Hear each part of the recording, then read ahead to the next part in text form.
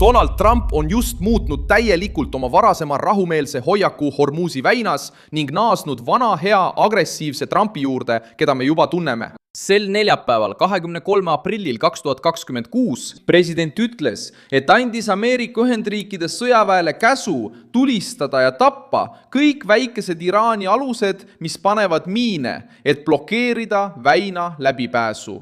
Avaldus tuli ajal, mil Washington suurendas mereväe survet ja Teheran püüdis vastata jõudemonstratsiooniga, avaldades video, mis revolutsioonilise kaardiväe sõnul näitab 2 kaubalaeva hõivamist piirkonnas. Nüüd näeme, kuidas mõlemad pooled püüavad avalikult näidata, kellel on rohkem jõudu. Ühel pool on islami revolutsiooniline kaardivägi, mis on juba Iraani režiimi täielikult oma kontrolli alla võtnud, ja teisel pool võimas Ameerika merevägi. Kõigi riikide poolt vaieldamatult maailma võimsaimaks mereväeks peetav Ameerika merevägi on juba koondanud 3 lennukikandjat Pärsia lahe piirkonda. Ma räägin sulle sellest kõigest kohe, aga nüüd tahad sa kindlasti kanalile tellijaks hakata, et olla alati hästi informeeritud. Reaalajas info, parima ajakirjandusliku kvaliteediga, mida kunagi nähtud. Usaldusväärselt, Milson Alvese, Global. Tegelikult juhtus see, et pinged kasvasid selgelt, hüppeliselt. Trump teatas, et Ameerika Ühendriikide merevägi sai käsu tegutseda kõhklematult Iraani laevade vastu, mis on seotud miinide paiveldamisega, ning 3-kordistada miinitõrjeoperatsioonide taset. Teiselt poolt näitas Iraan relvastatud meeste tõusmist kaubalaevale ja teatas, et nad on kinni pidanud 2 alust, MSC Francesca ja Epaminondas, süüdistades neid piirkonna loata läbimises. Reuters teatas, et Iraani riigi televisioon ei edastanud videot öösel, samal ajal kui CBS teatas, et kaadrid avaldas revolutsiooni kaardivägi, kuid telekanal ei olnud neid iseseisvalt kontrollinud. Trumpi korraldus püüab takistada Iraanil jätkata laevanduse lämmatamist miinide ja kaudsete rünnakutega. Presidendi postitus avaldati vaid mõni tund pärast seda, kui Ameerika Ühendriigid kinnitasid naftatankeri Majestic X hõivamist India ookeanis. Associated Pressi andmetel peatati laev Sri Lanka ja Indoneesia vahel. See oli seotud Iraani nafta salakaubaveoga ning suundus Hiinasse, Zhoushan'i linna. Pentagon avaldas fotod Ameerika sõduritest juba laeva pardal ning teatas, et jätkab merendusvõrgustike tõkestamist, mis Ameerika Ühendriikide sõnul aitavad Iraanil seda kaubandust jätkata. Ja teiselt poolt püüab islami revolutsiooniline kaardivägi näidata, et tal on endiselt võimekus meresõidule tegeliku kahju tekitada ja Ameerika blokaaži trotsida. Reuters kirjeldas, et riigitelevisioonis näidatud videos on näha maskeeritud sõdureid, kes saabuvad kaatriga, ronivad köisredelit mööda üles ja sisenevad MSC Francesca pardale automaadid käes. Sama materjal sisaldab ka teise laeva Epaminonda kohta käivaid kaadreid. Poliitiline sõnum on otsene. Iraan tahab tõestada, et tal on endiselt taktikaline haare väinas, isegi sõjalise, majandusliku ja diplomaatilise surve all. Just siin omandab see fakt suurema kaalu, sest video ei ole mõeldud ainult informeerimiseks. See on mõeldud kontrolli näitamiseks, liikluse hirmutamiseks ja maailmale teatamiseks, et Teheran on endiselt valmis olukorda eskaleerima. Selle kriisi keskmes on selgelt määratletud blokk.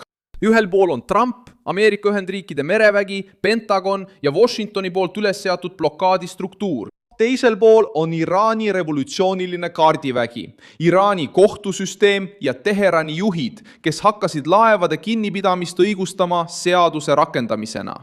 Keskel on kaubalaevad, naftatankerid, välisriikide meeskonnad ja ülemaailmne turg. Kõik on vastasseisu loogikasse lõksu jäänud. CBS teatas, et Filipiinide valitsus kinnitas, et 15 Filipiinide meremeest, kes olid 2 kinnipeetud laevapardal, olid selle hetkeni terved ja vigastusteta. See näitab, et kriis ei ole enam ainult sõnades, vaid on jõudnud päris inimeste, päris meeskondade ja päris marsruutideni. Millal see siis päriselt plahvatas? Pinged said eriti selgeks 22. ja 23. aprilli vahel.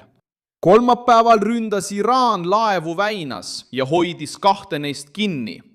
Neljapäeval kinnitas Donald Trump taas oma seisukohta ja andis selge käsu tulistada laevade pihta, mis piirkonnas miine paigaldavad. See järgnevus on oluline, sest näitab, kuidas piirkond on sattunud tegevuse ja vastutegevuse spiraali. See ei ole mingi kauge oht. Tegemist on kokkupõrkega, mis toimub reaalajas, üha agressiivsema sõnakasutusega ja üha väiksema eksimisruumiga. Ka see, kus see toimub, aitab mõista, miks kogu maailm sellele tähelepanu pöörab. Hormuzi väin on kitsas koht. Kes seda kontrollib või häirib? See mereala annab survetugevust kaubateedele, energiale ja meretranspordi kindlustusele.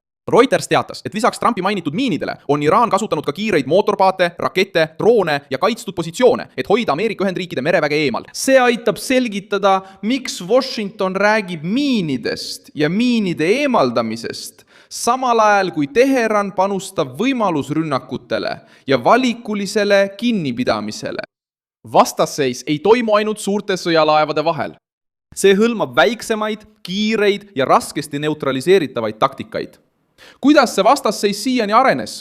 Rahu läbirääkimised jooksid liiva, Ameerika blokaadi ei eemaldatud ja Iraan otsustas hoida väina surve all. Reuters teatas, et Teheran ütles, et ei kaalu läbipääsu taasavamist enne, kui Ameerika Ühendriigid ei lõpeta Iraani laevanduse blokaadi ja ei vabasta kinnipeetud aluseid. Samal ajal kirjutas Trump, et Ameerika Ühendriigid kontrollivad täielikult väina seni, kuni Iraan nõustub kokkuleppega. Teisisõnu, kumbki pool püüab muuta mere sundvahendiks. Washington tahab majandusliku lämmatamisega sundida järeleandmisi. Teheran tahab näidata, et kui režiimile survet ei vähendata, ei taastu ülemaailmne transiit normaalseks. Ja miks see praegu nii oluline on? Sest turg reageeris sellele peaaegu koheselt. Reuters teatas, et naftabarreli hind ületas sel neljapäeval taas $100 piiri, tõustes osa kauplemissessioonist kuni 2,5%, samal ajal kui börsid ja võlakirjad reageerisid närviliselt. Kui blokaad ei too kaasa kohest allumist, kipuvad ameeriklased jõudu suurendama, arestimisi laiendama ja tõstma iga Iraani manöövri hinda. Tähelepanuväärne on ka see, et USA-poolne kinnipidamine ei piirdunud ainult Hormuzi vahetu ümbrusega. Associated Press ja Reuters näitavad, et Washington on laiendanud Iraani naftaga seotud laevade jälitamist ka kaugemates vetes, näiteks India ookeanis ja Aasia lähedastes merepiirkondades. See viitab laiemale strateegiale, piirata Iraani tegutsemisruumi kaugemal kõige plahvatusohtlikumast kokkupõrkepunktist ning samal ajal püüda takistada laevade liikumist oluliste ostjate suunas. See on nii sõjaline kui ka majanduslik sõnum. Ainult väina jälgimisest ei piisa. Ameerika Ühendriigid tahavad kontrollida kogu ahelat. Lõppkokkuvõttes on praegu näha, kuidas väin on muutunud avaliku hirmutamise lavaks. Trump otsustas vastata surmava ähvardusega igale Iraani katsele seda mereteed mineerida. Konflikt süvenes, sest mõlemad otsustasid kasutada merd maksimaalse survevahendina.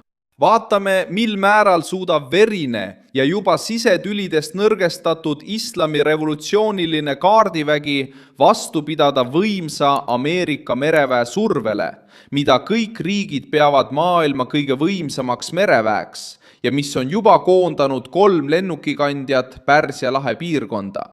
Pane sellele videole like, telli kanal ja vaata lõpus kommentaare, et olla veelgi paremini kursis Milson Alvese Global kogukonnaga.